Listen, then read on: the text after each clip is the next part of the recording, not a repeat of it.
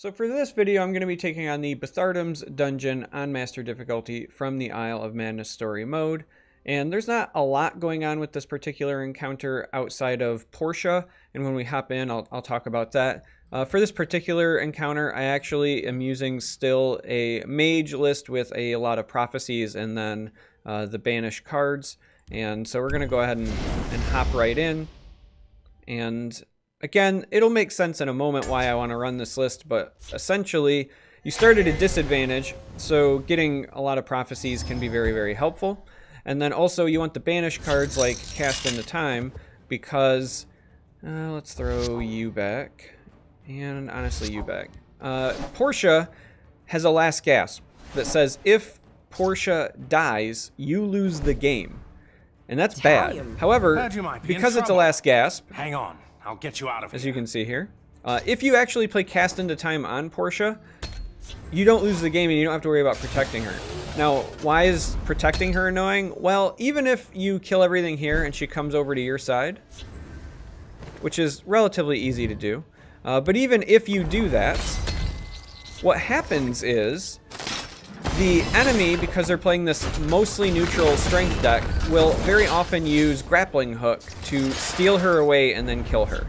It is very, very annoying. So I found it much, much easier to just remove her so that I don't have to deal with her. You're so sweet. And then the rest of the encounter is really straightforward and kind of a piece of cake. So you can do this with this like prophecy heavy list that I'm running. You can also do it with a traditional control list, a tribunal list, whatever floats your boat. There's a lot of different things that could work. Do I want to use this? Sure. Let's go ahead and use this on the spider here. I don't think it's going to remove anything because it's one of the ones that started in play, and that means that this is the only other one in the deck, so that's fine. Whenever you see them draw a split card because they only have strength, it's always going to be Cloak and Dagger, so that's a pretty easy thing to keep track of. Ice Storm is a great board clear, and so this deck does run it. However, you typically want to do it after you've removed Portia because this list also does run Crushing Blow. So if you Ice Storm, they'll just turn around and Crushing Blow her, and then you lose. So, as I said, we found Cast into Time. We're just going to Cast into Time her because we don't want to deal with Portia at all. It is much, much easier to just avoid it.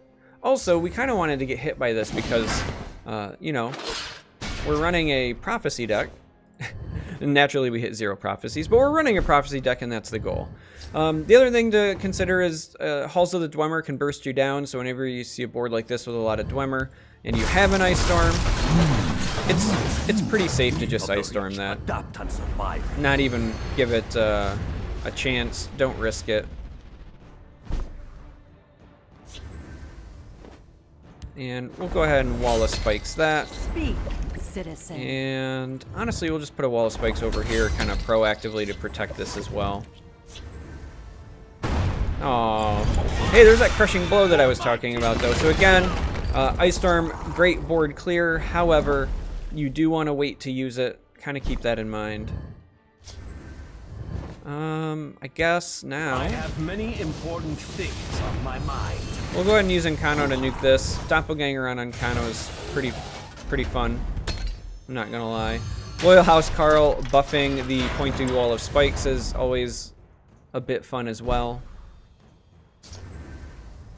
Cast into Time is a great draw because we don't want to deal with the last gasp here, so we're actually just gonna go ahead and do that. See about this. And then attack because we have a Heartbeat to lock down if they do get a prophecy, but right now we're fine with I'll fight to my last breath. the way that it is.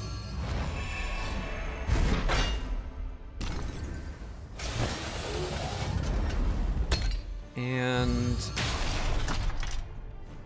we'll wait and see what we get back with Iron before we decide what we want to do. See about this. May the ancestors bless. There's a couple of different ways that we can tackle this. All right, so we got that. I guess that means what we really want is to just nuke the Ballista and play it safe. And we might as well get rid of this. And this should trade here. And all is relatively right in the world. The Reach is ours.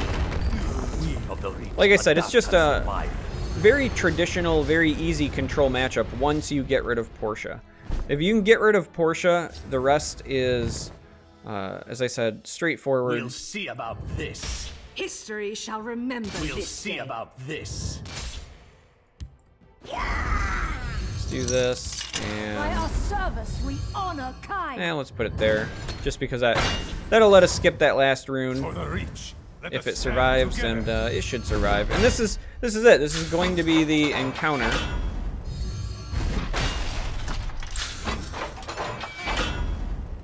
We could be flashy and try to win with breakthrough damage off of the Ice Storm. We could also be flashy and Doppelganger yet another Encano, but this I think is a great example of what you want to do here, in my opinion.